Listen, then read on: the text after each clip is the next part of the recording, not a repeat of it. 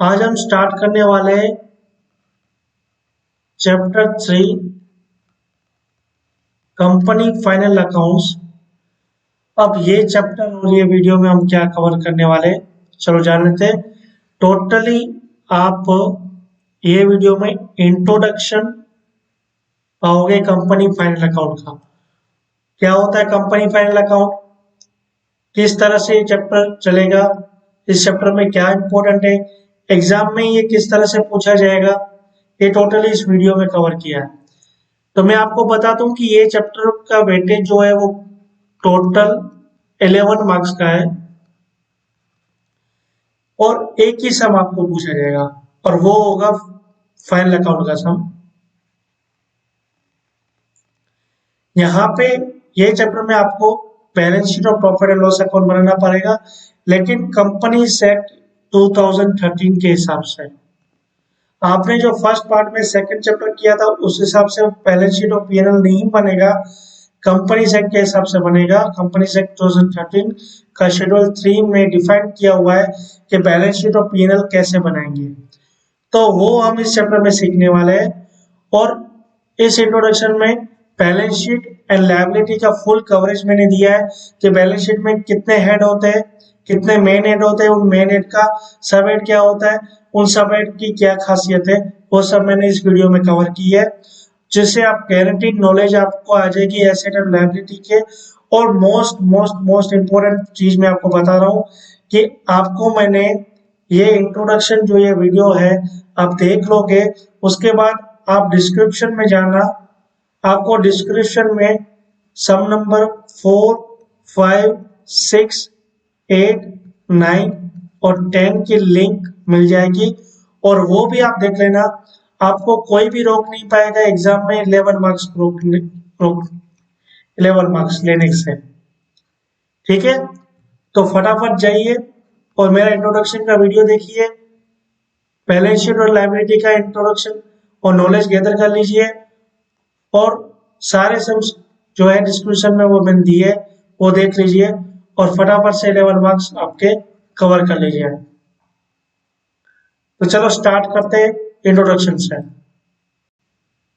Hello 12th students, so today we are going to start our new chapter number 3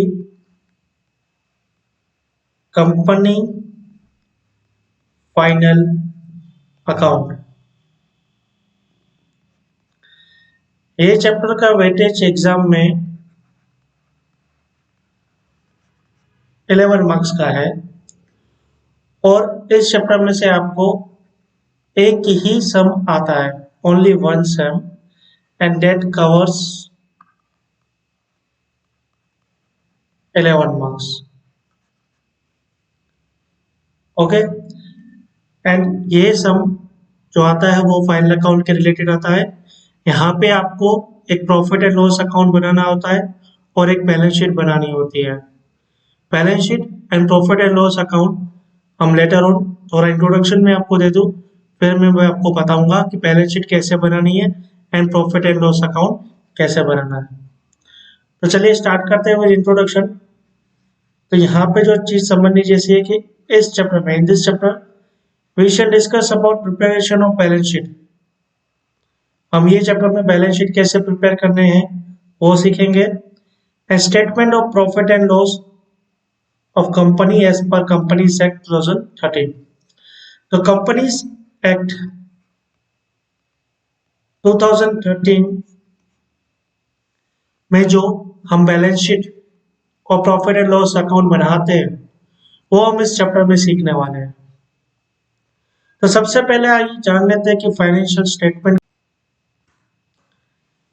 so the meaning of financial statement हम जान लेते हैं। Financial statement,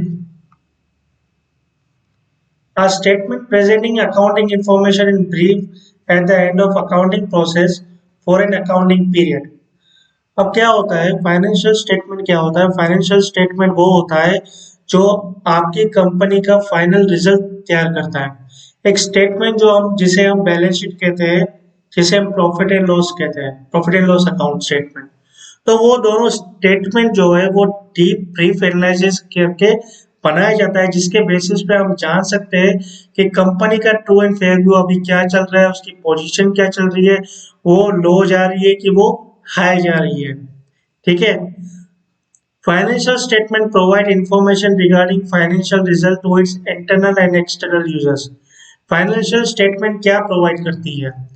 तो वो information provide करती है रिगार्डिंग फाइनेंशियल रिजल्ट, जो भी उसके होते हैं, जो उसके purchase, sales, assets, liabilities, bank balance, cash balance, equity, share holders. ठीक है। तो as per section 240 of the company act 2013 financial statement in relation to company includes. अब यहाँ पे हम टोटल 5 पॉइंट्स पढ़ने वाले हैं, जिसमें हमें मालूम पड़ेगा कि फाइनेंशियल स्टेटमेंट के अंदर क्या क्या आएगा। सबसे पहली पॉइंट है क्या, balance sheet as at the end of the financial year. सबसे पहली पॉइंट होगी बैलेंस शीट। तो फाइनेंशियल स्टेटमेंट में सबसे पहली चीज क्या आएगी, वो आएगी balance sheet. Second, a profit and loss account, or in case of entity carrying on any activity not for profit, an income and expenditure account for the financial year। सबसे पहले बैलेंस शीट एंड सेकंड आएगा PNL account. अब PNL account वो लोग बनाते हैं जिनकी company profit oriented होती है, मतलब जो प्रॉफिट के लिए काम करती है। और अगर जो कंपनीज होती है या बॉडी कॉर्पोरेट्स होती है जो नॉन प्रॉफिट ऑर्गेनाइजेशन होती है, आपने सुना होगा कोई संस्था होती है, ठीक है, जैसे गौशाला हो गए, तो ये लोग पीएनएल नहीं बनाते, ये लोग इनकम एंड एक्सपेंडिचर अकाउंट बनाते हैं, क्योंकि यहाँ तो कोई इनकम, यहाँ पे तो कोई ये लोग प्रॉफिट जनरेट कर ही नहीं रहे, तो इसके लिए ये प्रॉफिट एंड लॉस नहीं बनाते, ये इनकम एंड एक्सपेंडिचर अकाउंट बनाते हैं। बैलेंस शीट तो इन्हें भी बनानी पड़ेगी। थर्ड है cash flow statement for the financial year. ये चैप्टर में हम कैश फ्लो कवर नहीं कर रहे हैं, कैश फ्लो आपके आने वाला चैप्टर में कवर होने वाला है। तो ये चैप्टर में मैं आपको अभी से बता दूं कि ये चैप्टर में कोई कैश फ्लो कवर नहीं होने वाला है, लेकिन कंपनी से 2013 के हिसाब से जो आप बैलेंस शीट और पीएनएल इनकम टैक्स को देते हैं, उसमें आपको कैश फ्लो भी अलग से बनाकर देना पड़ता है गवर्नमेंट को। इसकी वजह से यहाँ पे इन्होंने कैश फ्लो लिखा है। फोर्थ पॉइंट है statement of changes in equity if applicable. अब काफी आप जैसे आगे ग्रो करोगे अकाउंट्स में और दूसरे पीकॉम में आओगे, 12th पीकॉम में आओगे, सीए करोगे या सीएस या सीएमए करोगे, तो आपको पता चलेगा कि काफी क्राइटेरिया होते हैं टर्नओवर्स पे, पेड अप कैपिटल पे, कि अगर कोई कंपनी इतना पेड अप कर लेती है तो इससे ये कंप्लायंस पूरा करना पड़ेगा, अगर कोई कंपनी इतना टर्नओवर अचीव कर लेती है तो इतना कंप्लायंस कवर करना पड़ेगा। तो यहाँ पे भी जो ये पॉइंट है वो इसके रिगार्डिंग ही है कि statement of changes in equity if applicable, मतलब कोई कंपनी होगा जिसका बहुत ही हाई टर्नओवर होगा या हाई पेड अप कैपिटल होगा, या तो कोई ऐसी थ्रेशोल्ड लिमिट जो कंपनी एक्ट 2013 में रखी गई होगी कि वो थ्रेशोल्ड लिमिट क्रॉस करेगी कंपनी। थ्रेशोल्ड लिमिट क्या होता है कि सपोज करो कि जैसे आप जीएसटी की बात कर लो, तो कोई इंडिविजुअल होता है जिसका 20 लाख से अबव टर्नओवर जाता है बैंक का, तो उसे जीएसटी लाना मैंडेटरी होता है। तो ये थ्रेशोल्ड लिमिट हो गई, ठीक है। तो वैसे कोई थ्रेशोल्ड लिमिट कवर करता है, ठीक है, तो उसके लिए क्या हो जाता है, मैंडेटरी हो जाता है statement of changes in equity. Equity क्या होती है, इक्विटीज होती है शेयर्स, शेयर्स को हम इक्विटी बोलते हैं। जो भी आप रिलायंस के शेयर्स बोलते हैं तो उसे इक्विटी बोलेंगे हम, ठीक है, इक्विटी शेयर्स और ये सब। तो वो पूरे साल में कितने परचेस किए, कितने सेल किए, तो इसका एक स्टेटमेंट आपको बना के वो भी आपको गवर्नमेंट को, इनकम टैक्स डिपार्टमेंट को देना पड़ता है अगर वो आप पे एप्लीकेबल हो। Fifth point in notes related to accounts. अब देखो ये फोर्थ पॉइंट भी इस चैप्टर में कवर नहीं होगी, फोर्थ पॉइंट तो काफी बीकॉम में शायद कवर हो जाए आपकी। फिफ्थ पॉइंट है notes related to the accounts. अब फिफ्थ पॉइंट तो यहाँ कवर नहीं होगी लेकिन बीकॉम में जरूर कवर होने वाली है। फिफ्थ पॉइंट में क्या होने वाला है कि क्या होता है, डेप्रिसिएशन अकाउंट्स, दूसरे अकाउंट्स भी बनते हैं जिनको रिगार्डिंग हमें नोट्स बनाना कंपलसरी बन जाता है। तो जिस अकाउंट में कंपलसरी नोट्स बनाने की जरूरत पड़ जाती है वो हम बीकॉम में पढ़ेंगे। तो फिलहाल आप यहाँ पे देख लो कि नोट्स रिलेटेड तो अकाउंट्स भी एक फाइनेंशियल स्टेटमेंट में जरूरी होती है। तो टोटल हमने 5 चीजें सीखी कि फाइनेंशियल स्टेटमेंट में क्या क्या आएगी। सबसे पहले बैलेंस शीट, सेकंड है profit and loss account. Profit and loss account उन बिजनेस वालों के लिए जो प्रॉफिट ओरिएंटेड मतलब प्रॉफिट के लिए काम करती है, और अगर जो प्रॉफिटेबल बिजनेस नहीं है, ठीक है, तो वो लोग क्या बनाएंगे, इनकम एंड एक्सपेंडिचर। और वो कौन लोग हैं, जिनकी संस्था गौशाला ये सब है। थर्ड चीज हमें पता चलेगी फाइनेंशियल स्टेटमेंट में होगी, वो होगी cash flow. Fourth one changes in equity. Fifth one notes related to account. तो आप समझ चुके होंगे कि फाइनेंशियल स्टेटमेंट में टोटल कितनी चीजें जरूरी होती है। अब हम आते हैं कि फाइनेंशियल ईयर क्या होता है। देखो फाइनेंशियल ईयर बेसिकली 12 मंथ्स का होता है। इंडियन कैलेंडर के हिसाब से आपका फाइनेंशियल ईयर स्टार्ट होता है 1 अप्रैल एंड एंड होता है 31 मार्च को। मीन्स कि अगर कोई कंपनी स्टार्ट होती है सपोज 1 दिसंबर से, 1 दिसंबर 2022 को वो स्टार्ट हुई, तो उसका फाइनेंशियल ईयर 1 दिसंबर से 22 से 30 नवंबर 23 तक नहीं होगा। उसका पहला फाइनेंशियल ईयर होगा 1 दिसंबर से 31 मार्च 23। मीन्स कि आपका जो इनकॉर्पोरेट हो रही है कंपनी वो नहीं देखेंगे। इनकॉर्पोरेट मीन्स की स्टार्ट हो रही है। स्टार्ट आप कभी भी करो, आपका फाइनेंशियल ईयर एंड 31 मार्च को ही होने वाला है। 1 अप्रैल से स्टार्ट होगा 31 मार्च को कंप्लीट होगा, 1 अप्रैल से स्टार्ट होगा 31 मार्च को कंप्लीट होगा। ठीक है, तो according to section 241 of the companies act, financial year in relation to any company or body corporate means the period ending on 31st March of every year। हर साल का 31 मार्च जो आपका होगा वो एंडिंग पीरियड होगा। If companies incorporate on or after first day of January of a year, the financial period ends on the 31st day of the March for the following year। यहाँ पे मैंने आपको दिसंबर का एग्जांपल दे दिया। is 12 months for the period starting from 1 April and ending 31 March। फिर incorporate हो गई 1 दिसंबर को उसने स्टार्ट करा, 31 मार्च को उसका एंड हो गया, उसका 1 साल कंप्लीट हो गया। अब नेक्स्ट ईयर तो वो 1 अप्रैल से स्टार्ट हो जाएगा उसका अकाउंटिंग ईयर एंड 31 मार्च को उसका कंप्लीट फाइनेंशियल ईयर कंप्लीट हो जाएगा। अब यहाँ पे हमें कैरेक्टरिस्टिक्स समझ लेते हैं फाइनेंशियल स्टेटमेंट की, जो कि एक बेसिक नॉलेज आपको लेके आती है। तो financial statement are called historical statement as they are related to past period. आपका फाइनेंशियल स्टेटमेंट जो भी रहेगा ना वो फ्यूचर का कभी नहीं रहेगा, वो हमेशा किसका रहेगा, पास्ट का रहेगा। Second point, figures stated in financial statement are express in terms of money. Financial statement में जितने भी फिगर्स होते हैं वो कोई नंबर नहीं होते हैं, वो फिगर्स मनी के होते हैं। अगर कोई फाइनेंशियल स्टेटमेंट 10 लिखा है तो वो 10 रुपीज की बात कर रहा है। ये सेकंड पॉइंट ये कहना चाहती है। Third point, financial statement are based on records fact and do not include even significant facts which are not recorded in the books। For example, self-generated goodwill of the company is not recorded as no cost is incurred for acquisition thereof। Financial statement जो रहेगी आपकी, उसमें जो भी items purchase sales, जो भी cash bank आपके खर्चे होंगे, इनकम एक्सपेंस, वो रिकॉर्डेड फैक्ट के हिसाब से होंगे, ना कि मनगढ़ंत। Fourth, profit and loss account shows profit or loss for a given period and thus gives idea about the financial performance of a company। Financial statement में जो प्रॉफिट एंड लॉस अकाउंट बनता है उसके बेसिस पे हमें idea मिल सकता है कि financial performance of a company कैसा चल रहा है। Fifth, balance sheet shows the position of equity, liability and asset as a particular point in time, thus gives an idea about the financial position of a company। Balance sheet जो हमें equity, liability and asset का position बताती है और हमें एक idea भी देती है कि financial position of a company कैसे चल रही है। Number 6, financial statement are prepared based on generally expected accounting principles.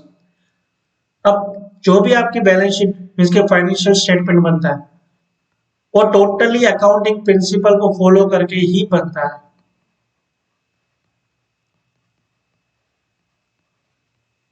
Clear?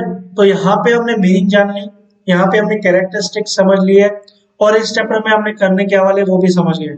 हम इस चैप्टर में हम balance sheet and P L account company से 13 के हिसाब से कैसे प्रिपेयर होता है वो सीखने वाले हैं। तो सबसे पहले मैं आपको फॉर्मेट बना देता हूं। ये है आपका फॉर्मेट।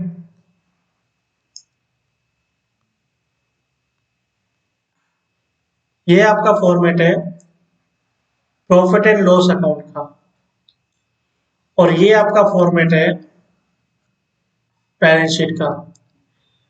तो फॉर्मेट को मैं डिटेल व्यू में आपको बताऊं तो सबसे पहले पीएनएल में आप हेड दोगे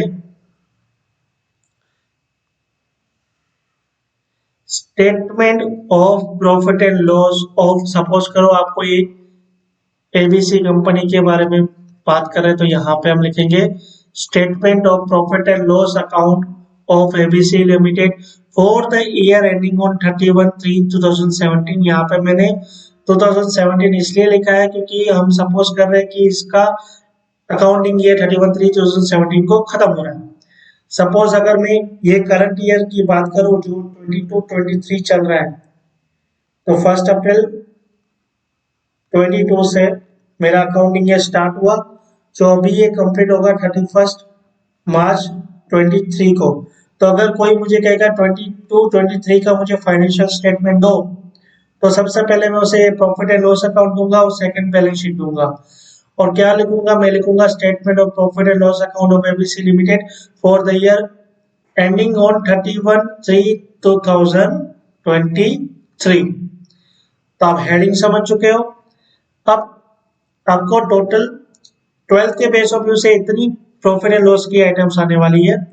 सबसे पहले आएगा revenue from operation. Revenue from operation क्या होता है? रेवेन्यू फ्रॉम ऑपरेशन मतलब सेल्स।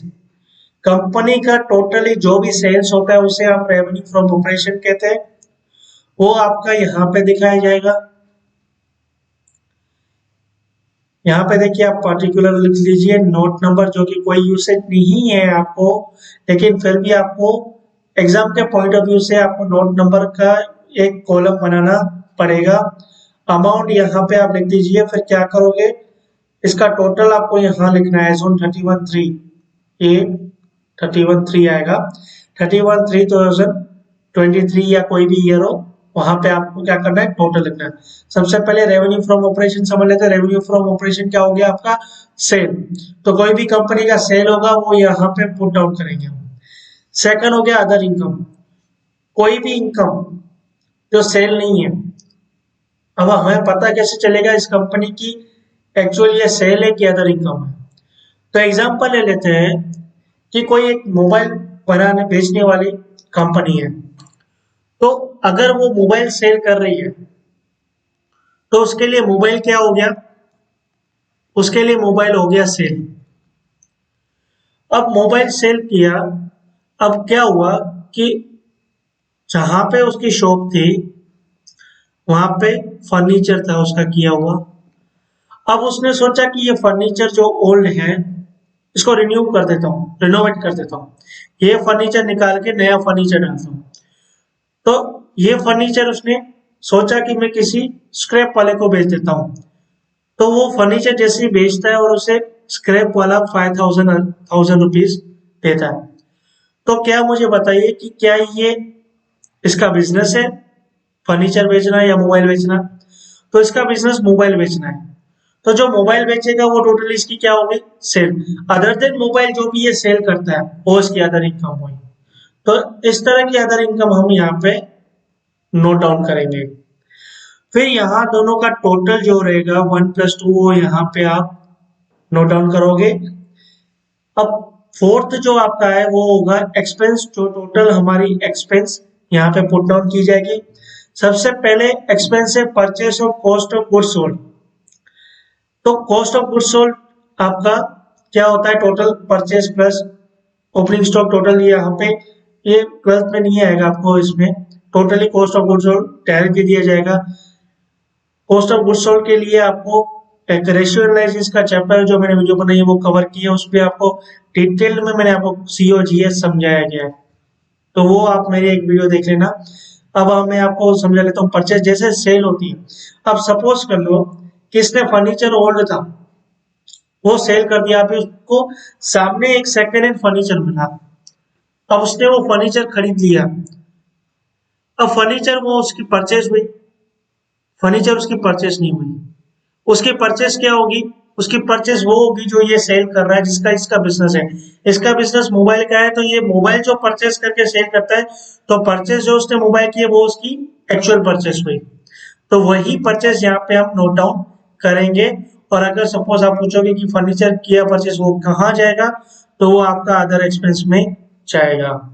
अदर देन कुछ भी परचेस होगा वो कहाँ जाएगा, अदर देन इसमें एक्सपेंस।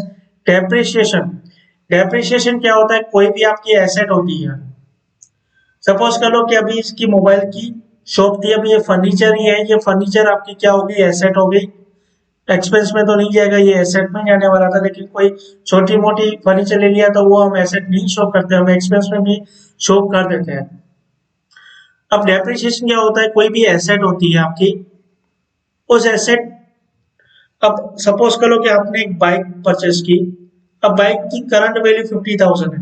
अब 10 ईयर्स के बाद वो बाइक की कीमत क्या रहेगी, आई थिंक 5,000 में भी बिके, 2,000 में भी बिके। तो क्या होता है, फाइनेंशियल स्टेटमेंट में हर अकाउंटिंग के एंड में हम डेप्रिसिएशन काउंट कर लेते हैं। अब डेप्रिसिएशन का रेट इनकम टैक्स में डिफाइन होता है, कंपनी सेट के हिसाब से भी डिफाइन किए गए हैं। सपोज कर लो कि हम 15% ले लेते हैं, तो 15,000 का 15%,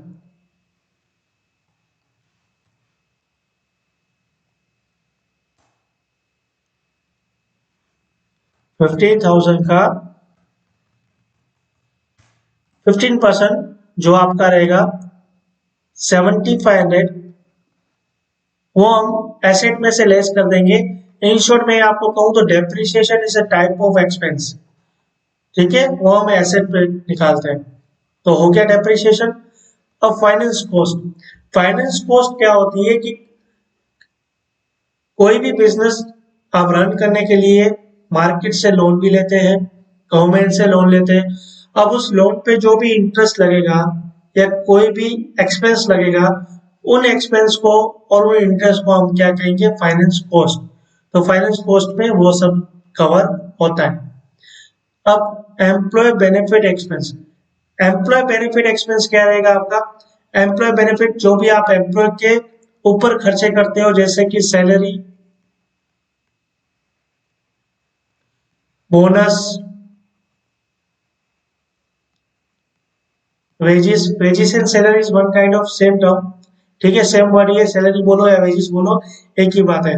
बोनस हो गया, वेजेस हो गया, सैलरी हो गया। तो वो सब कहाँ नोट डाउन किया जाएगा, एम्प्लॉय बेनिफिट एक्सपेंस में। अब यहाँ पे आप टोटल एक्सपेंस बुक कर दोगे, फिर इसका टोटल आप यहाँ नोट डाउन कर दोगे। फिर क्या करोगे, आपकी टोटल इनकम में से आप टोटल एक्सपेंस माइनस करना, तो आपका ये आ जाएगा profit before tax. Profit before tax क्यों, क्योंकि आपको पता होगा जो भी आपका प्रॉफिट होता है उससे गवर्नमेंट को टैक्स भी पे करते हैं। तो ये प्रॉफिट जो होता है, गवर्नमेंट क्या कहती है कि आपकी जो टोटल इनकम हो रही है उसमें से खर्चे निकाल दो, उसके बाद जो आपका प्रॉफिट बचता है हमको उस पर टैक्स देना। तो ये हमारा क्या हो गया, प्रॉफिट बिफोर टैक्स हो गया। अब इस प्रॉफिट पे हम सपोज कर ले 30% नॉर्मली रेट होता है कंपनीज का, 30% का टैक्स हमने पे कर दिया। अब इसके बाद जो हमारे पास प्रॉफिट बचा वो हमारा बचा प्रॉफिट आफ्टर टैक्स, जिसे हम कहेंगे PAT। और ये प्रॉफिट बिफोर टैक्स में क्या कहेंगे, PBAT, प्रॉफिट बिफोर टैक्स। और टैक्स माइनस करने के बाद हमारे पास क्या बचेगा, प्रॉफिट आफ्टर टैक्स। याद रखना यहाँ पे जो आप टैक्स निकालोगे, ये आप बैलेंस शीट में कैरी फॉरवर्ड करना शॉर्ट टर्म प्रोविजन में। एंड यहाँ पे जो प्रॉफिट आफ्टर टैक्स आपका जो बचा, ये आप ट्रांसफर करोगे रिजर्व एंड सरप्लस पे। तो हमने पीएनएल को पूरा समझ लिया है। अब हम आ जाते हैं बैलेंस शीट में। तो जैसे पीएनएल में हेड था वैसे बैलेंस शीट में हम हेड लिख देते हैं, वही ABC limited company balance sheet of ABC limited. ये आपको पूरा डीपली वही लिखना है, balance sheet of ABC limited as a 30/1/2017। जैसे अभी अगर करंट ईयर का पूछोगे तो मैं 23 नोट डाउन करूंगा। बैलेंस शीट में टोटल, बैलेंस शीट की अगर मैं आपकी बात कहूं तो बैलेंस शीट में टोटल 2 हेड होते हैं। फर्स्ट होता है equity and liability and second head होता है एसेट। ये रहा फर्स्ट, इसे हम कहेंगे बैलेंस शीट का हेड। ये हो गया सेकंड, इसे हम कहेंगे बैलेंस शीट का सेकंड हेड। अब फर्स्ट हेड के अंदर टोटल 3 मेन हेड होते हैं। सबसे पहले मेन हेड है शेयर होल्डर फंड, फर्स्ट है। Second head non current liability main head. Third main head है आपका करंट लायबिलिटी। वैसे एसेट में आपके टोटल 2 मेन हेड है। फर्स्ट मेन हेड है non current asset, second main head है करंट एसेट। तो सबसे पहले हम इक्विटी एंड लायबिलिटी को समझ लेते हैं। इक्विटी एंड लायबिलिटी एक तरह की क्या होगी? इक्विटी मींस के आपकी कंपनी के शेयर कैपिटल्स, आपकी कंपनी में कितने लोगों ने पैसा इन्वेस्ट करके रखा है उसे हम शेयर कैपिटल कहेंगे। या कोई ओनर्स ही होते हैं प्राइवेट लिमिटेड में, कोई बाहर के शेयर ओनर्स नहीं होते, इंटरनली होते, तो उनका शेयर कैपिटल भी हम क्या कहेंगे? इक्विटी कहेंगे। सेकंड है लायबिलिटीज। लायबिलिटीज मीन्स के कंपनीज की जवाबदारी है जो फ्यूचर में हमको पे करनी है। उसके बाद सेकंड हेड जो एसेट है, एसेट मीन्स के फ्यूचर में जो आपको प्रॉफिट देगी वो होती है एसेट। अब मेन हेड की बात करते हैं share holder funds. Share holder funds में आपका कवर होगा share capital and reserve and surplus. Reserve and surplus में वो आएगा जो भी सरप्लस मीन्स के जो आपका प्रॉफिट बचा पीएनएल का वो यहाँ नोट डाउन करोगे। रिजर्व वो होगा जो आपने किसी फ्यूचर लायबिलिटी को कवर करने के लिए निकाल के रखा हो, जैसे वर्कमैन एक्सीडेंट कंपनसेशन रिजर्व जो होता है, या कोई प्रॉफिट या कोई लॉस अराइज हो रहा हो उसके लिए आपने कोई रिजर्व निकाल के रखा है। ठीक है, तो ये सारे रिजर्व कहाँ नोट डाउन किए जाते हैं? शेयर होल्डर फंड्स में। शेयर कैपिटल जो भी कंपनी का कैपिटल लगा हुआ होगा वो कहाँ नोट डाउन करेंगे हम? यहाँ करेंगे। सेकंड हेड है main head non current liabilities. Non current liabilities मतलब क्या होती है?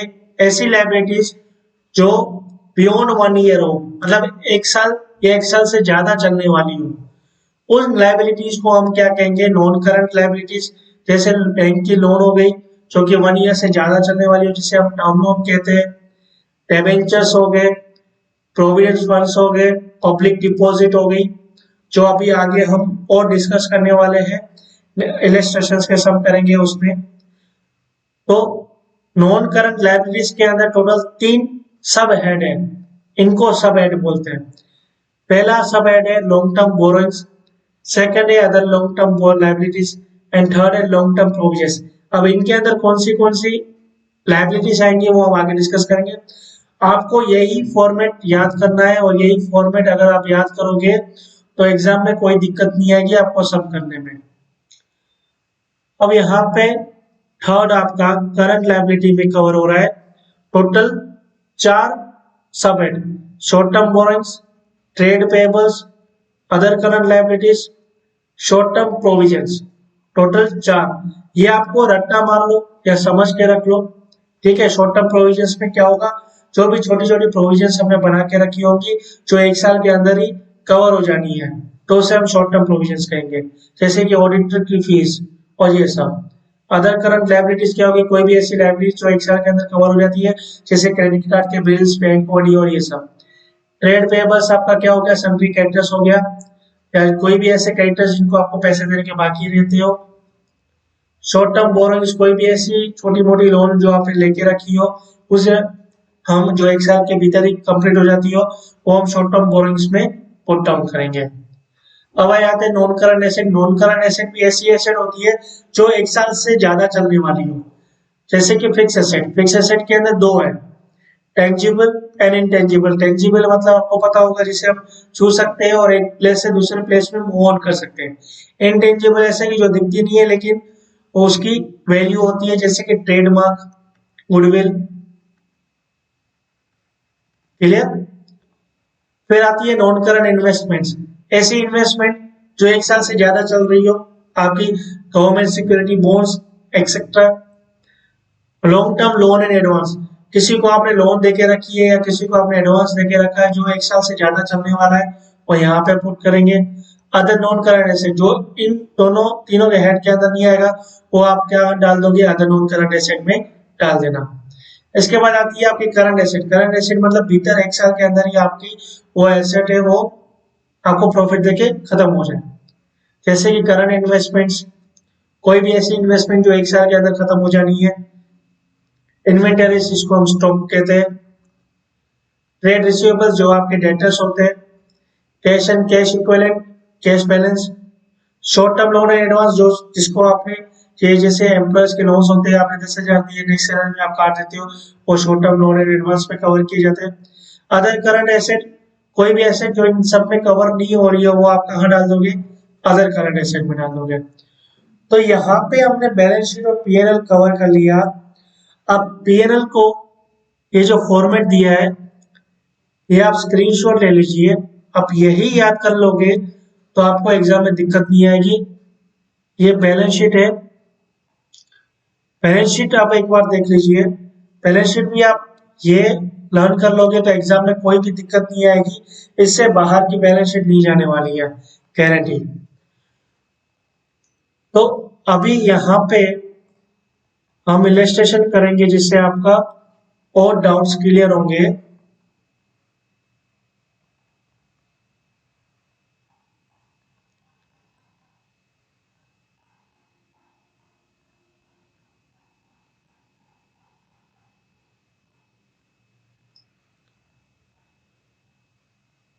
अब यहाँ पे इलस्ट्रेशन नंबर 1 पे आ जाते हैं। यहाँ पे हमें टोटल इतनी लाइबिलिटीज दी है और हमें ये पूछा गया है कि ये वो जो लाइबिलिटी है वो किस हेड में आने वाली है। How will you show the following balances in balance sheet of a company as per the Schedule 3 of Companies Act 2013? तो सबसे पहले इक्विटी शेयर कैपिटल बोला है। तो equity share capital balance sheet के किस हेड में आएगा। बैलेंस शीट में टोटल दो हेड है, एक है equity and liability and second है एसेट। तो ये कवर होने वाली है इक्विटी एंड लायबिलिटी में। उसका main head, total 3 main head आपको मैंने बताया थे, share holder fund, non current liabilities and current liabilities. तो ये शेयर होल्डर फंड में जाएगा। अब उनके अंदर भी सब हेड है। शेयर होल्डर फंड के अंदर दो हेड है, सब हेड, एक शेयर कैपिटल और एक रिजर्व। तो ये किस में आएगा, शेयर कैपिटल में। Call in areas equity and liability में आएगा, शेयर होल्डर फंड्स में, and deducted from share capital. Call in areas क्या होता है, कॉल इन एरियाज वो होता है कि आपने कंपनी में, जैसे आपने देखा होगा आजकल आईपीओ होते हैं, आईपीओ में तो अभी डायरेक्टली सारे कॉल्स मंगा लेते हैं एक साथ। वैसे एक्चुअली क्या होता है, कभी कभी कोई कंपनी क्या करती है कि जिस शेयर की फेस वैल्यू 10 रुपीज होती है, वो 2-2 रुपए करके शेयर्स मंगाती है। सपोज आज 2 रुपए मंगाए, कल सेकंड कॉल मंगाया, इसे first call, second call, third call, final call कहते हैं। तो कोई भी कॉल के पैसे जो नहीं आ रहे होते, जिनके नहीं आए होते, वो कॉल इन एरियाज में होते हैं। ठीक है, वो यहाँ पे आएंगे। फॉरफिटेड शेयर्स जो आपके रहेंगे वो शेयर कैपिटल में जाएगा। फॉरफिट शेयर्स क्या होते हैं कि किसी ने शेयर्स के पैसे नहीं दिए हो और आपने उसे एक मोहलत और दे दी टाइम की, उसके बाद भी वो नहीं दे रहा है, तो आप उस कंपनी के शेयर्स क्या कर उस बंदे के शेयर क्या कर दोगे, फॉरफिट कर दोगे, मतलब जब्त कर दोगे, वापस ले लोगे। तो वो फॉरफिट शेयर्स आप कहाँ पुट करोगे, जितने के आपने शेयर फॉरफिट किए वो इक्विटी एंड लायबिलिटी में, शेयर होल्डर फंड में, शेयर कैपिटल में। Call in advance, call in advance क्या होता है कि जैसे कॉल इन एरियर्स होता है कि आपको पैसे नहीं मिले होते, वैसे कॉल इन एडवांस होता है कि आपको कोई शेयर्स के फर्स्ट कॉल या सेकंड कॉल या थर्ड कॉल, उसके अभी आपने फर्स्ट कॉल सपोज कि बाहर लगाया है कंपनी ने ₹2 के हिसाब से, और उस बंदे ने सेकंड कॉल और थर्ड कॉल के पैसे ही फर्स्ट कॉल में दे दिए, तो वो हो गया कॉल इन एडवांस। तो वो equity and liabilities, current liabilities और अदर करंट लायबिलिटीज पे आप पुट डाउन करोगे। सिक्योरिटी प्रीमियम क्या होता है कि ऐसा प्रीमियम जो आपको आगे चल के 100 का ₹10 में आपने एक्स्ट्रा करके दिया हो, शेयर्स के वैल्यूज के ऊपर का जो अमाउंट होता है उसे सिक्योरिटी प्रीमियम कहते हैं। वो भी equity and liability, share holder fund और रिजर्व एंड सरप्लस में जाता है। लेकिन ये कहाँ जाएगा आपका रिजर्व एंड सरप्लस, क्योंकि ये आपका सरप्लस हो गया। आपका ₹10 का शेयर था, आपने 12 में बेचा, तो 10 जो होगा वो कैपिटल में जाएगा और बाकी का 2 का डिफरेंस होगा वो रिजर्व एंड सरप्लस में जाएगा। वो ₹2 को हम क्या कहते हैं, सिक्योरिटी प्रीमियम कहते हैं। जनरल रिजर्व होता है, जनरल रिजर्व माना कि कोई भी कंपनी में लॉस अराइज हो फ्यूचर में, उसके लिए हमने कोई रिजर्व निकाल के रखा हो, जिसे हम जनरल रिजर्व में कोई लॉस कुछ कोई भी हो और किसी भी लॉस के सामने सेट ऑफ हो जाए, उसे जनरल रिजर्व कहते हैं और वो हम रिजर्व एंड सरप्लस में करते हैं। डिबेंचर्स, डिबेंचर्स क्या हो गया आपके, डिबेंचर्स जो है it's a one type of equities, ठीक है, स्टेक भी बोल सकते हैं। जैसे कि शेयर्स होते हैं वैसे ही डिबेंचर होता है।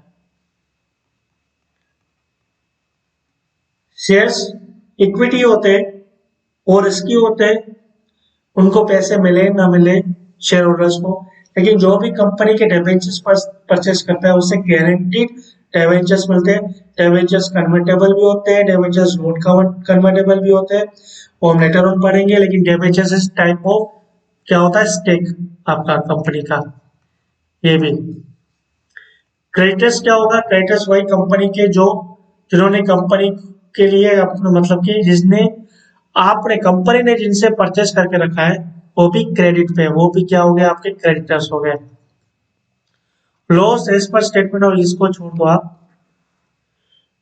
मेन पॉइंट, पब्लिक डिपॉजिट दिख जाए आपको, इक्विटी लायबिलिटी, उसके अंदर थर्ड जो आपका सॉरी सेकंड जो आपका मेन हेड है नॉन करंट लायबिलिटी, उसके अंदर आपका लॉन्ग टर्म बोरोइंग्स में आपको नोट डाउन करनी है, ठीक है। तो हमने फर्स्ट रिलेशेशन बहुत ही अच्छे तरीके से कर लिया।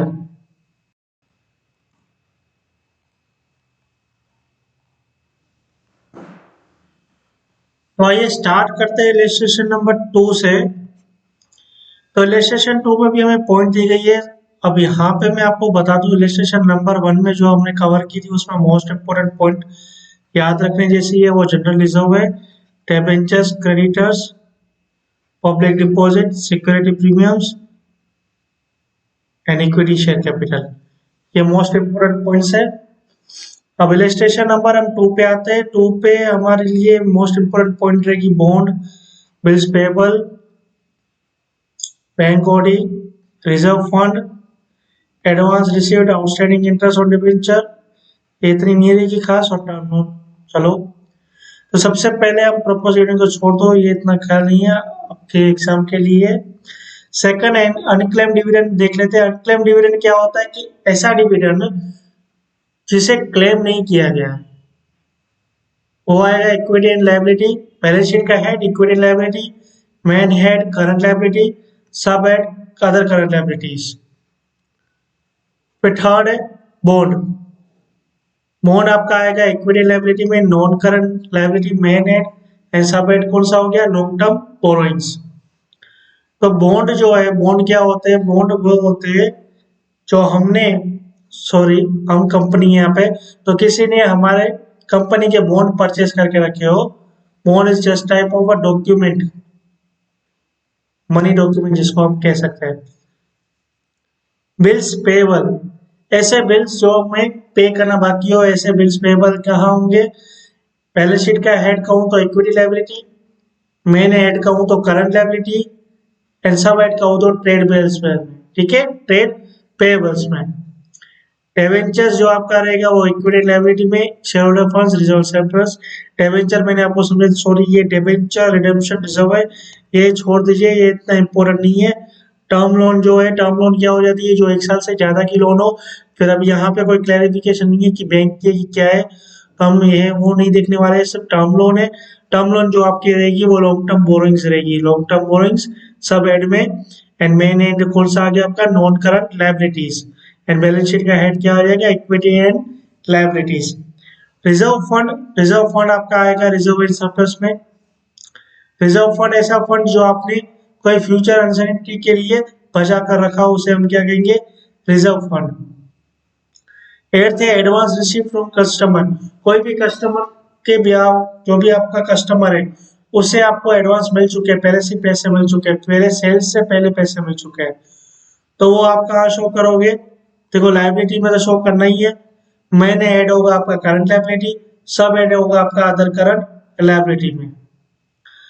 अब आपका 9th पॉइंट है आउटस्टैंडिंग इंटरेस्ट ऑन डिबेंचर्स। देखो डिबेंचर्स जो होते हैं उस पे इंटरेस्ट पे किया जाता है, जैसे शेयर्स पे हम डिविडेंड पे करते हैं, वैसे डिबेंचर्स पे हम क्या करते हैं? इंटरेस्ट पे करते हैं। शेयर्स पे हम क्या पे करते हैं? शेयर्स पे हम डिविडेंड पे करते हैं, जो अनक्लेम डिविडेंड हमने अभी पढ़ा।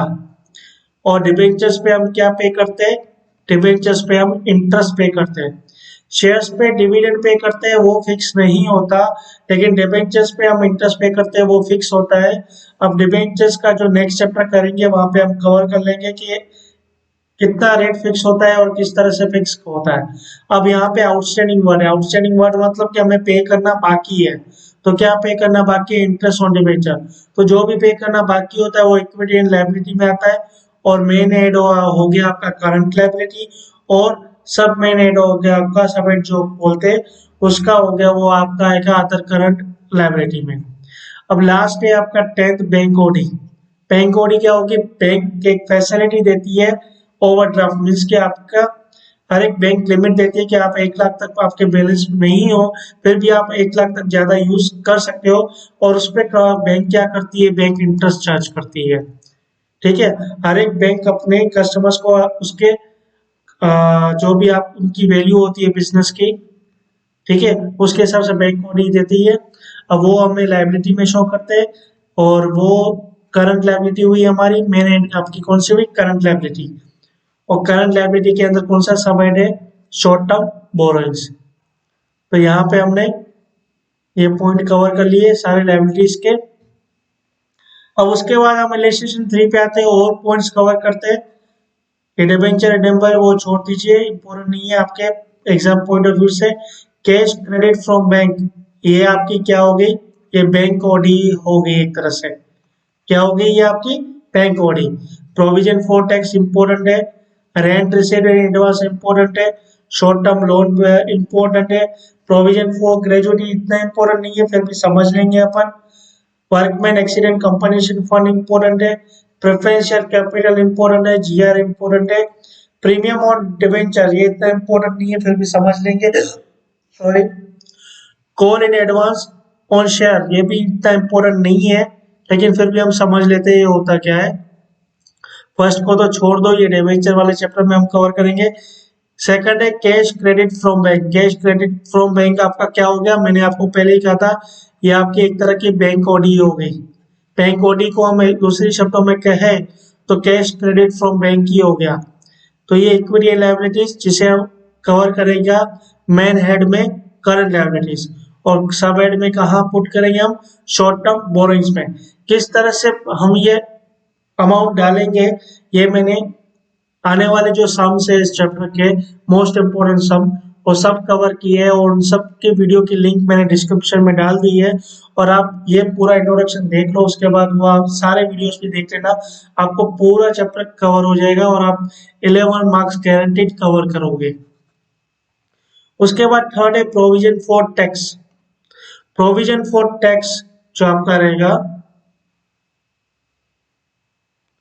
Provision for tax, provision for tax क्या हो रहता है कि हमने जो इस साल इनकम जनरेट की, सपोज करो हमने फाइनेंशियल ईयर 21-22 में इनकम जनरेट की, इसका टैक्स हमें पे करना होता है 22-23 में। तो 22-23 में जो हम पे करेंगे वो 21-22 का खर्चा होगा। तो 21-22 का खर्चा हम 22-23 में बुक नहीं कर सकते। इसके लिए क्या करते हैं कि हम 21-22 में ही कोई टैक्स का प्रोविजन बनाकर खर्चा बुक कर देते हैं। तो उसे हम क्या कहते हैं, प्रोविजन फॉर टैक्स, जो कि इक्विटी लायबिलिटी में शो करते हैं। करंट लायबिलिटी में आता है मेन एंड, उसका क्या हुआ करंट लायबिलिटीज, और सब एंड क्या हुआ उसका short term provision. Rent receive advance, कोई भी आपका रेंट जो एडवांस में रिसीव हो चुका है वो equity liabilities, main and current liabilities, sub and other current liabilities. Short term loan, कोई भी आपकी शॉर्ट टर्म लोन हो, यहाँ पे वर्ड शॉर्ट टर्म यूज हो चुका है तो ये हमेशा करंट लायबिलिटी में आएगा, ठीक है। और इसका सब हेड क्या हो गया, शॉर्ट टर्म बोरोइंग्स। अब प्रोविजन फॉर ग्रेजुइटी, कोई ग्रेजुइटी के लिए हमने प्रोविजन बना के रखा है तो वो भी इक्विटी लायबिलिटी में। मेन हेड उसका non current liability, sub head उसका लॉन्ग टर्म प्रोविजंस।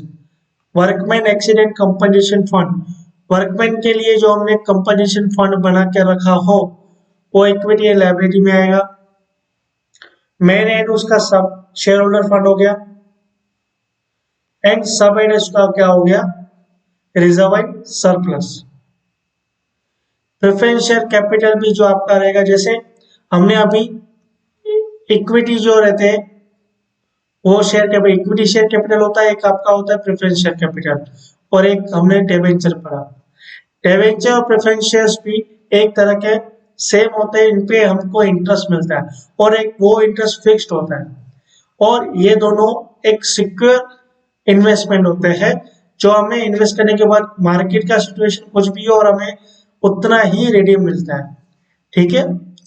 तो ये इक्विटी एंड लायबिलिटी में आएगा, शेयर होल्डर फंड में, शेयर कैपिटल में। जर्नलिज्म हम पढ़ चुके हैं, equity liability, share holder fund, reserve surplus.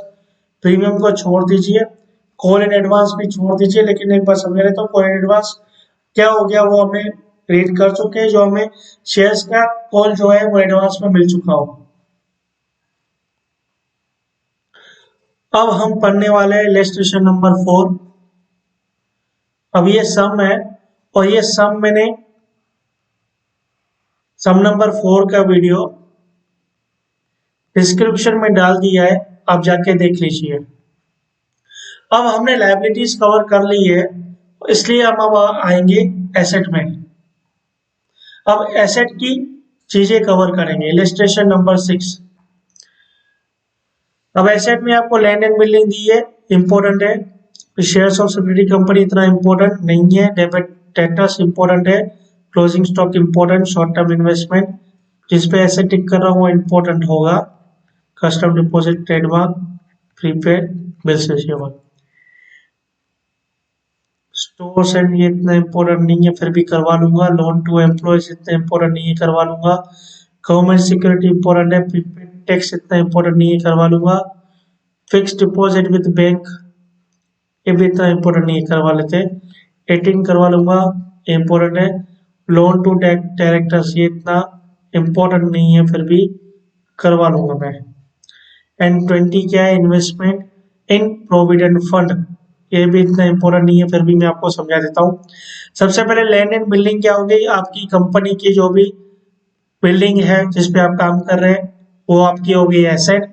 Main head हो गया उसका नॉन करंट एसेट क्योंकि वो 1 साल से ज्यादा चलने वाली है, और सब हेड हो गया उसका फिक्स एसेट में टेंजिबल।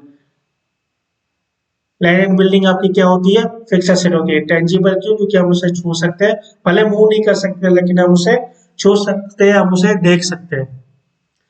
शेयर और सब्सिडी छोड़ दीजिए।